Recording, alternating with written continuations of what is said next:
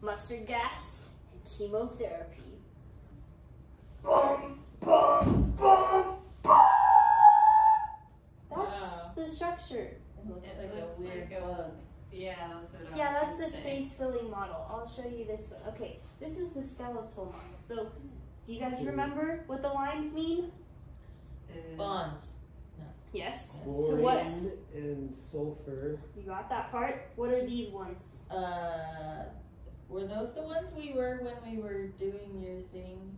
Probably. Why are they Remember what they squiggly were. bonds? Nitrogen. No.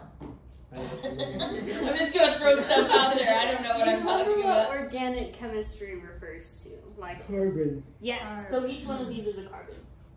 So if we go back, it's Oh, I see the carbon. carbon. Because carbon bonds everything. Yeehaw. Except for And I like the It's 'cause fact it's that that is from carbon. chemessen.com, chemistryfood.com, heck yeah. German stuff.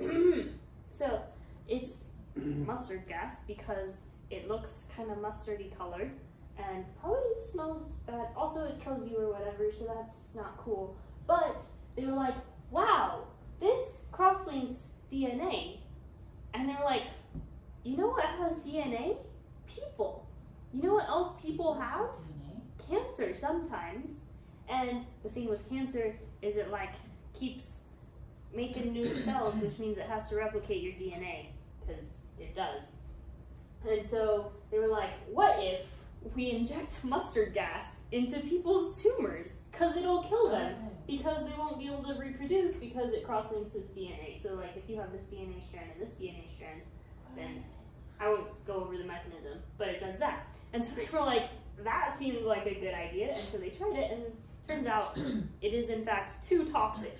So they were like, okay, how can we switch this up a little bit, but still have a similar... By too toxic, you mean it was killing people? Yeah, we don't like to talk about that, but yes, that's exactly what I mean.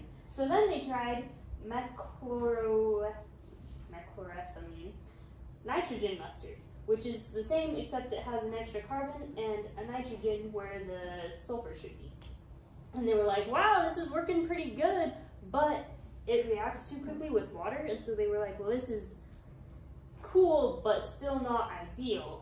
And the reason it reacts with water is nitrogen has a lone pair of electrons, and they're like, oh my gosh, wow, we can go react with things, which is annoying, because then it goes and reacts with things instead of doing its job. So then they were like, what if we delocalize these electrons so that they're less reactive? And so they put this aryl group on, and this is resonance. These are all resonance structures.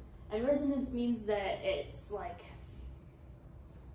that the electrons are delocalized. So it's not in like one spot. Alana's looking at me like she doesn't want to learn this, but it's fine. It's just the coolest thing ever. So, if we have these electrons on the nitrogen over here, they're just on the nitrogen, like, they're just on the nitrogen, they're just chilling there. And so they're like, oh my gosh, we can go over here, we can go over there, and react with other things.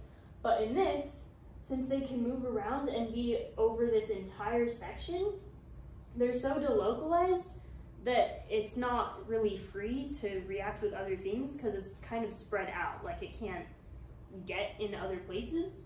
And so they were like, well, that's pretty snazzy, but then it wasn't soluble in water because it's too nonpolar. And so they were like, well, darn. So then they added this. Have I talked to you guys about solubility? No. What? The ability of a substance to dissolve in water. Yes. Yes.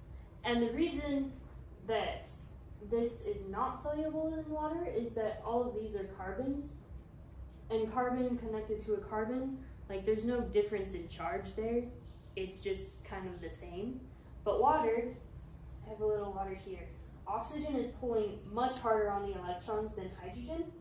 And so then you end up with a partial negative charge here and a partial positive here, which means that if we put this in there, this is not polar at all. So this is just going to stick to itself, while the water is going to stick to itself because this oxygen is going to find another hydrogen that has a partial positive, and they're going to stick together. So this won't dissolve in this. But if we put one of these on here, this has a similar thing where oxygen is pulling harder than the carbon. So both of these have a partial negative, and this has a partial positive. And that's enough that then it's water soluble. But then they were like, well, shoot, now these electrons are too delocalized, because with resonance they can be around this ring and over here. And so then it just didn't work at all, because they wanted like a little bit delocalized but not too delocalized. And so then they were like, okay, what if we put some more carbons in between the aryl group and this group? And that worked. And like theoretically you could do it with just one of these carbon-y groups in between, but they found in research that it worked best with 3 carbons in between. And so that's what we use, one of the things we use for chemotherapy. And that's how mustard gas became chlorambucil, which we use to treat cancer. And that's pretty cool. And this is next time. How do they insert the chemical to the tumor? That's a good question.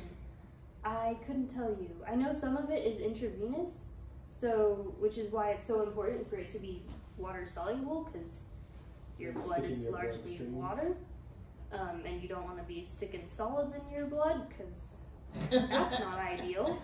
But I don't know. That's a good question. We'll update. Thank you for listening. Boom, boom. No! Wow, that was okay. intense. Take it down. We're gonna go forwards this time.